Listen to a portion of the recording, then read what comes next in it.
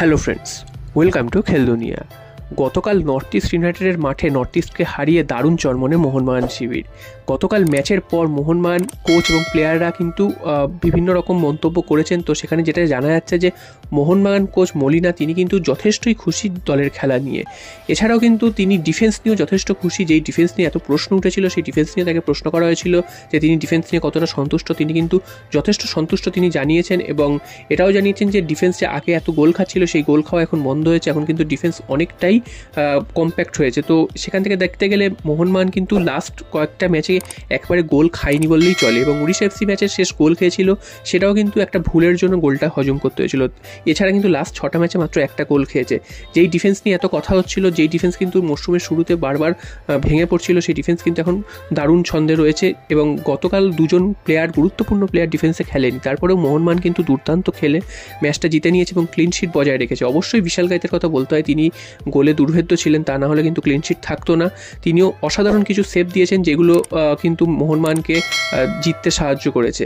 এছাড়াও দুজন গোলদাতা মনবীর সিং এবং লিস্টান কোলাসো, এই দুজন গোলদাতার সম্পর্কেও তিনি কিন্তু উচ্ছ্বসিত এবং তিনি বলেছেন যে তার দলে কেউ কিন্তু অপরিহার্য নয়, যে কোনো সময় যে কোনো প্লেয়ারই কিন্তু মোহনবাগানের হয়ে ম্যাচের মোড় ঘুরিয়ে দিতে পারে এবং কোনো প্লেয়ারের ওপর তিনি একা নির্ভরশীল নয়, তিনি কিন্তু পুরো দলের ওপর নির্ভরশীল এবং পুরো দলের ওপরই তিনি কিন্তু ভরসা রাখেন।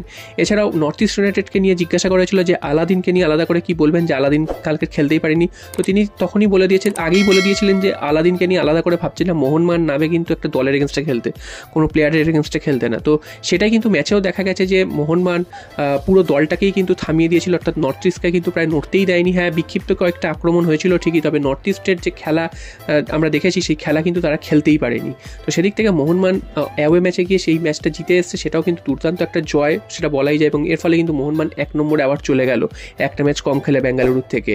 আর মনবীর সিংকে জিজ্ঞাসা করা হয়েছিল তার গোল নিয়ে, তিনি তো যথেষ্ট উচ্ছ্বসিত এই গোলটা নিয়ে। এছাড়াও তিনি সমর্থকদেরও ধন্যবাদ দিয়েছে তাদের পাশে থাকার জন্য এবং দলকে চিয়ার আপ করার জন্য। প্রচুর সমর্থক কিন্তু গুয়াহাটিতে গেছিল দলকে সমর্থন করার জন্য, তাদেরকেও ধন্যবাদ জানিয়েছেন এবং লিস্টান কোলাসও কিন্তু খুব খুশি। আগের ম্যাচে অর্থাৎ জামশেদপুর ম্যাচে তিনি গোল পেয়েছিলেন, তারপর এই ম্যাচে আবার গোল পেলেন। তো লাস্টে কিন্তু বেশ কয়েকটা ম্যাচ তিনি গোল পাচ্ছিলেন না, সেটা নিয়ে সমালোচনা হচ্ছিল এবং তিনি বারবার শট নিচ্ছিলেন, সেই শটগুলো কিন্তু টার্গেটে যাচ্ছিল না, যার ফলে অনেকটাই সমালোচনা হয়েছিল। তবে এই লাস্ট 3টে ম্যাচে 2টো গোল পেয়েছেন এবং তিনি অনেকগুলো অ্যাটেম্প্ট নিয়েছেন, যদিও তার অ্যাটেম্প্টগুলো তিনি যদি অনেক জায়গায় পাস দিতেন সেক্ষেত্রে কিন্তু আরও গোল হওয়ার সুযোগ থাকতো। তবে তিনি অনেক সুযোগ নষ্টও করেছেন ঠিকই, তবে তিনি যে গোলটা করেছেন সেটাও কিন্তু দুর্দান্ত একটা গোল এবং সেই গোলের সুবাদেই কিন্তু মোহনবাগান 2-0 গোলের ব্যবধানে জিতেছে।